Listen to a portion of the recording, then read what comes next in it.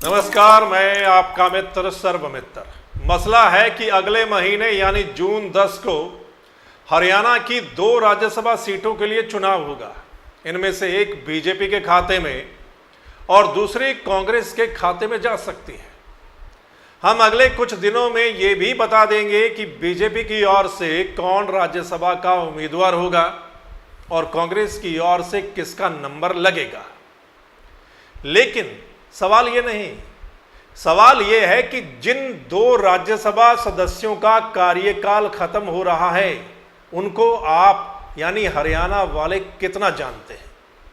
मतलब वो हरियाणा से राज्यसभा के सदस्य चुने गए, लेकिन क्या उन्होंने हरियाणा के लिए कुछ किया? मतलब क्या कभी वो फील्ड में दिखाई दिए या राज्यसभा में उन्होंने हरियाणा के लिए कितनी आवाज उठाई?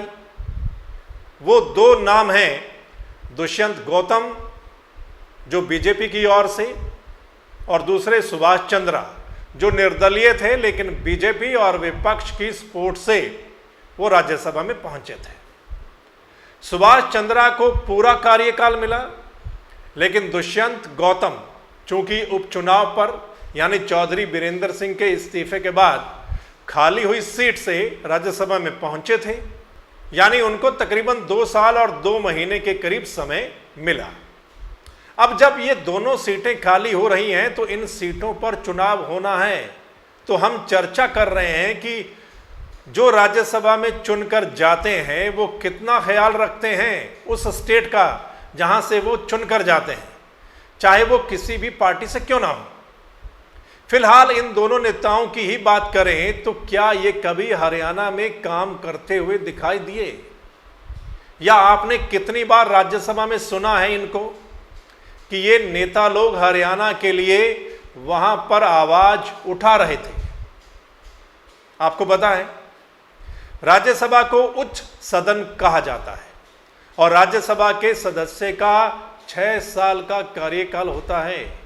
ये माना जाता है कि राज्यसभा में अच्छे पढ़े लिखे और उच्च कोटि के लोगों को भेजा जाता है और राजनीतिक पार्टियां जो हैं वो बॉलीवुड के कलाकारों और खिलाड़ियों को भी राज्यसभा में भेजती हैं।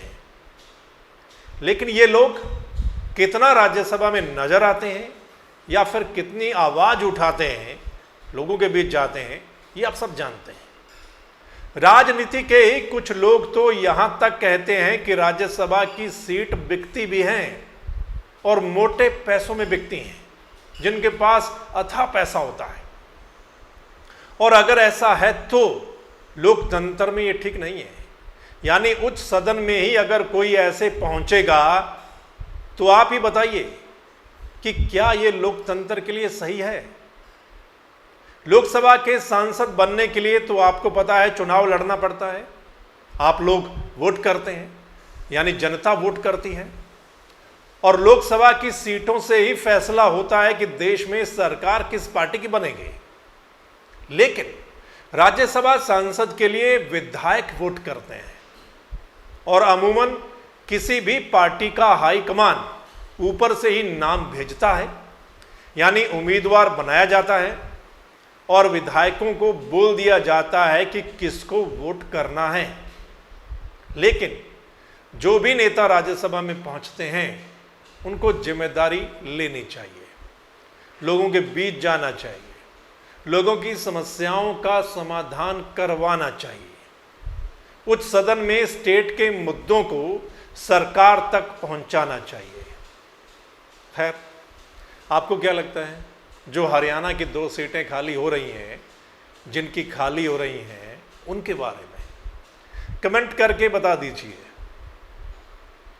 जैसे ही पार्टियां डिसाइड करेंगी तो आपको बता देंगे कि कौन से 2 नेता इस बार हरियाणा की ओर से राज्यसभा में जा रहे हैं। बीजेपी किसको राज्यसभा में भेजती है और कांग्रेस किस नेता को राज्यसभा में भेजती है, ये भी हम आपको अपडेट आने वाले दिनों में दे देंगे।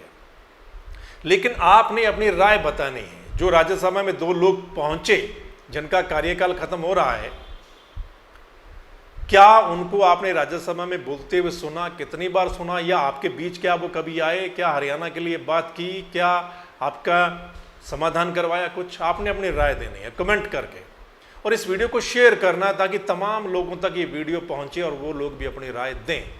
और अगर आप चाहते हैं कि सही मसला आप लोगों तक पहुंचे, सही वीडियो आप लोगों तक पहुंचे, सही चर्चा आप लोगों तक पहुंचे, जो आपसे जुड़े हुए मसले हैं, जनता से जुड़े हुए मसले हैं, स्टेट से, देश से, तो फिर इस चैनल यानी द मसला को लाइक, सब्सक्राइब, फॉलो जरूर कर लीजिएगा ताकि जो हमारी अगली वीडियो होगी वो आप सब लोगों तक पहुंच जाए। धन्यवाद, नमस्कार, आदाब, सत श्री अकाल, राम राम।